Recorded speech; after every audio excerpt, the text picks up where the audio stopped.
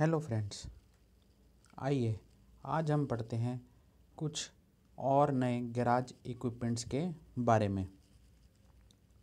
सबसे पहले हम पढ़ेंगे what is piston ring groove cleaner. It is also a service tool which is used to remove carbon particles and sludges from the piston ring grooves. जो हमारा piston होता है उसके ऊपर पिस्टन रिंग के लिए यहाँ पे इस तरह से ग्रूव्स बने होते हैं। तो ये ग्रूव्स के अंदर पिस्टन चलने की वजह से कार्बन डिपॉजिट, स्लज डिपॉजिट आ जाता है, जिसको कि हमारे को क्लीन करना पड़ता है। तो उसके लिए हमारे को चाहिए piston ring groove cleaner. The groove cleaner consist of a blade slider and a body which can be adjusted for piston diameter. The blades are provided in different thicknesses. It has a slider frame. The slider can be adjusted by adjusting screw on the frame or body. A cleaning head is provided which has different sizes of cleaning bits. For cleaning the groove, the proper sized cleaning bit is selected. The slider is adjusted so that the piston groove diameter and distance between the bit and frame and become equal. Now the piston groove cleaner is moved around the piston to clean the groove from carbon deposit. These tools are specified by diameter ranges of piston, thickness of blade and overall weight. इस तरह से जो है हमारा ये instrument रहता है जो कि पिस्टन के ऊपर इस तरह से माउंट हो जाता है। यहाँ पे इसका ये बिट्स रहते हैं जो कि क्लीनिंग बिट्स अलग अलग साइज़ के अवेलेबल रहते हैं। हम टूल होल्डर को आगे पीछे करके इसको इधर इधर करके एडजस्ट कर लेते हैं और फिर उसके बाद हम इसको साफ़ करने के लिए इस पूरे इंस्ट्रूमेंट को जो है ओवर द पिस्टन इस तरह से जो है रोटेट करेंगे तो ये घूमता जाएगा और यहाँ से ये जो बिट होगी उस ग्रूव को क्लीन करती जाएगी। तो ये था हमारा पिस्टन रिंग ग्रूव क्लीनर। हमारा नेक्स्ट इंस्ट्रूमेंट या नेक्स्ट इक्विपमेंट गैराज इक्विपमेंट है वॉल्व लिफ्टर और वॉल स्प्रिंग कंप्रेसर। ये क्या चीज़ होती है?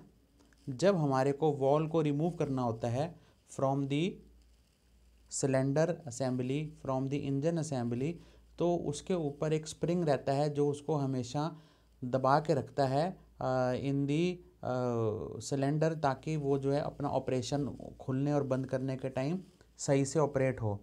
तो उसके लिए जो है हमारे को उसको रिमूव करने के लिए हमारे को उसका जो स्प्रिंग रहता है उसको कंप्रेस करना पड़ता है और फिर हम उसके जो पिन निकाल के ईज़िली जो है वॉल को रिमूव करके और फिर उसको रिपेयर करना है, वॉल सीट ग्राइंड करनी है, वहाँ पे कुछ कार्बन डिपॉजिट्स आ गए हैं उसको क्लीन करना है, रीफेसिंग करनी है, ग्राइंडिंग करनी है, वॉल रीसेटिंग करनी है, कुछ भी ऑपरेशन एज़ पर नीडेड दी सर्विस रिक्वायरमेंट हमें जो करना है उसके लिए हम जो है वॉल को रिमूव करने के लिए वॉल लिफ्टर या फिर सिंपली वॉल स्प्रिंग कंप्रेसर का इस्तेमाल करते हैं।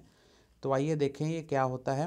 Wall lifter is use to remove valve when there is decarbonizing process is required और there is need of grinding operation और valve seat and valve face. There are two types of valve lifter, overhead and side valve lifter. तो आइए सबसे पहले देखते हैं side valve lifter कैसा होता है। The upper arm of the side valve lifter is fitted on upper end of wall spring and lower arm of lifter is fitted on lower end of spring. Then the handle is operated. This compresses the spring and lock pin is removed. Due to this, spring is free to remove and wall is lifted independently. ये इस तरह से होता है जो हमारे side वाला wall lifter होता है। यहाँ पे दो लेग्स हैं जिनको जो हम जब प्रेस करेंगे अंदर की तरफ तो ये जॉस ऊपर की तरफ जाएंगे, नीचे वाला यहाँ पे और ऊपर वाला यहाँ पे।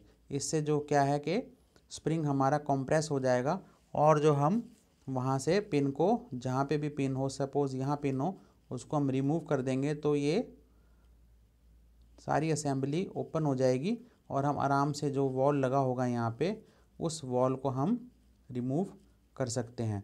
ओवरहेड टाइप में यही चीज़ जो होती है वो कुछ इस तरह से काम करती है। ये इस तरह से wall spring compressor overhead type, इसके अंदर ये नीचे वाला जॉ, नीचे वाले स्प्रिंग के उधर, और ये ऊपर उसके टॉप में ये एक थ्रेडेड हैंडल होता है जिसको हम घुमाते हैं, जिसकी वजह से जब यहाँ पे बीच में स्प्रिंग रहता है वो स्प्रिंग कंप्रेस हो जाता है और फिर हम जैसे साइड वॉल लिफ्टर में असेंबली में हम निकालते थे उसी तरह से इसमें भी हम जो है रिमूव कर सकते हैं। तो इसमें आइए देखते हैं कि ओवरहेड वॉल लिफ्टर की वर्किंग कैसे होती है। इसके लिए select a proper valve spring lifter, install the proper jaw shape and set the jaws to desired width, length of valve stem is fitted in the tool by thread adjustment of the tool, और फिर operate the clamping lever और knob to compress the spring. तो जब हम compress करेंगे हमें 2-3 चीज़ों का ख्याल रखना है। वो ये रखना है कि स्पार्क प्लग हटा होना चाहिए और जो है पिस्टन TDC पे उस टाइम होना चाहिए, ताकि जो है हम आगे की जो प्रोसेस है उसके लिए हमारे को कोई दिक्कत ना आए। तो ये था हमारा वॉल स्प्रिंग कंप्रेसर्स, 2 टाइप के, साइड एंड ओवरहेड, जिसका काम है बेसिकली वॉल्स को, स्प्रिंग को कंप्रेस करना जिससे कि हमारा वॉल खुल जाए। इसी तरह से हमारा जो next instrument, next equipment, garage equipment है वो है वॉल टैपेट क्लियरिंग टेस्टिंग, यानी सिंपली बोलें तो वॉल क्लियरेंस टेस्टर। जो वॉल लगा होता है उसका एक क्लियरेंस रहता है, वो clearance due to operation change हो जाता है, हिल जाता है, कम ज़्यादा हो जाता है, उसको जो है हमें मेंटेन करके रखना पड़ता है ताकि हमारा इंजन जो है ओवर स्पीड अननेसेसरी ना करे। तो उसके लिए हम जो है क्लियरेंस टेस्टिंग की मदद से जो है वॉल स्प्रिंग को टेस्ट करते हैं। तो आइए देखते हैं कि वॉल स्प्रिंग टेस्ट करने के लिए क्या क्या हमारा सिस्टम है। ये एक वॉल टेस्टर हमारे पास रहता है, वॉल स्प्रिंग टेस्टर। इसके अंदर हम क्या करते हैं, जो स्प्रिंग रहता है उसको इस जगह पे लगा दिया जाता है और इस हैंडल से जो प्रेशर हम देते हैं तो ये मशीन ऊपर से नीचे आएगी, इस पे लोड आ जाएगा कि हमें कितना लोड उस पर प्रोवाइड करना है। उसके हिसाब से हमें पता लग जाएगा कि ये इसमें कितना टेंशन है, क्योंकि अगर स्प्रिंग की टेंशन सही ना हुई तो हमारा वॉल सही से ओपन नहीं होगा, क्लोज़ नहीं होगा, हो सकता है वो लूज़ हो जाए, तो उसमें हमेशा कुछ ना कुछ वॉल खुला रहे। तो अगर एग्जॉस्ट वॉल है तो हमेशा उसमें से फिर जो है एयर फ्यूल मिक्सचर लीक होता रहेगा। अगर वो इनलेट वॉल है तो हमेशा ही उसमें जो एयर का इनपुट है वो आता ही रहेगा, तो हमारा जो है इंजन सही से इग्नाइट नहीं कर पाएगा या सही से एग्जॉस्ट नहीं कर पाएगा, कंप्रेशन लॉसेस हो जाएंगे। तो इस वजह से जो है ये वॉल स्प्रिंग टेस्टर एक बहुत ही इम्पॉर्टेंट पार्ट प्ले करता है, क्योंकि इंजन के कुछ समय चलने के बाद उसके spring due to mechanical properties वो स्प्रिंग जो है वो लूज़ होने का या उसके टेंशन कम होने का चांस रहता है। तो इस स्प्रिंग टेस्टर की मदद से जो हम हैं, ये इस तरह का स्प्रिंग टेस्टर है, इसकी मदद से जो है हम स्प्रिंग की टेंशन को बहुत ही ईजीली टेस्ट कर सकते हैं। तो इसके लिए जो है वॉल स्प्रिंग टेस्टर का इस्तेमाल किया जाता है। अगर वॉल स्प्रिंग सही टेंशन में है तो वॉल भी जो है हमारा सही तरीके से टिका रहेगा। तो इसके लिए हमारी वर्किंग में क्या है ये देख लेते हैं। Firstly the adjustable stop on vertical pressure bar is adjusted to accommodate the spring length. Second, move the pressure handle so that the spring is contacted. तीसरा, then handle is further turned until the spring is under the required load, so the preset steady load is applied to compress the spring. Fourth, the length of wall spring is then measured from vertical length scale. Tension scale reading is also taken. Fifth, compare the result with specified in manuals and take the appropriate action. For the same applied load, the weak spring compresses to a shorter length than the strong spring, or to compress the two springs to the same length the weak spring requires lesser load and then the strong spring. तो ये था हमारा wall का spring tester. इसी तरह से हमारा एक और गैराज इक्विपमेंट है जिसका नाम है स्क्रैपर्स। स्क्रैपर्स और इसी तरह से brushes. Scrapers and brushes are used for many cleaning tasks in automotive applications. Properly cleaned automotive parts perform better and have long life. It has a blade of high grade alloy steel that is hardened and polished. The polished blade surface allows easy cleaning of surface and retards rusting, यानी कि rusting को slow करता है। Scrapers are available of different blade sizes and shapes. Scraper simple भाषा में बोलें तो एक तरह का चाकू होता है या एक तरह का ब्लेड होता है, स्पेशली डिज़ाइंड या अलग अलग डिज़ाइंस का ब्लेड, जिससे जो हम है क्लीनिंग प्रोसेस करते हैं। जैसे कि आपने देखा होगा कि जब घर पे दीवार पे पेंट वाला बंदा पेंट करता है तो वो जो पुराना पेंट होता है उसकी पपड़ी होती है, कुछ फूला हुआ पेंट होता है, उसको उतारने के लिए एक स्टील की पतली सी स्टील की प्लेट का इस्तेमाल करता है। तो वो वॉल के लिए वो एक स्क्रैपर का काम करता है। तो इसी तरह से जो हमारे ऑटोमोटिव में स्पेशल टाइप ऑफ नाइफ्स होते हैं जिनको हम स्क्रैपर्स बोलते हैं, उसके आगे एक ब्लेड लगा रहता है जो अलॉय स्टील का हार्डेंड और पॉलिश्ड होता है, जिससे कि वो स्क्रैपिंग करते टाइम खुद ख़राब ना हो, खुद ना घिसे।